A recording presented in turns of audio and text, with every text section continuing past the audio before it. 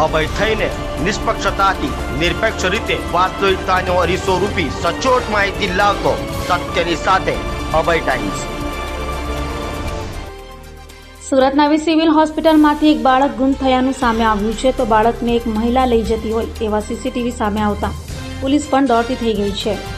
સુરત નવી સિવિલ હોસ્પિટલમાંથી 3 વર્ષનું બાળક ગુમ થતા પોલીસ દોડતી થઈ ગઈ હતી। ઘટનાની જાણ થતાં ડીસીપી, એસીપી અને ખડોદરા પોલીસનો સ્ટાફ હોસ્પિટલમાં દોડી આવ્યો હતો, જ્યાં સીસીટીવી કેમેરા ચેક કરતા એક મહિલા બાળકને લઈને હોસ્પિટલના મેઇન ગેટથી બહાર નીકળતી હોવાનું દેખાય છે। કેસરી રંગના ડ્રેસ પહેરેલી મહિલા બાળકને લઈ જતી સીસીટીવીમાં કેદ થઈ હતી। 3 વર્ષના બાળક શિવાને લઈ માતા હોસ્પિટલમાં સંબંધીને જોવા આવી હતી। તે સમયે બાળકને મહિલા લઈ જતી સીસીટીવીમાં કેદ થતા હાલ તો બાળક ચોરાયાની આશંકાને પગલે ખટોદરા પોલીસે તપાસ હાથ ધરી છે, તો ખટોદરા પોલીસ સાથે ક્રાઇમ બ્રાન્ચની ટીમ પણ તપાસમાં જોડાઈ હતી।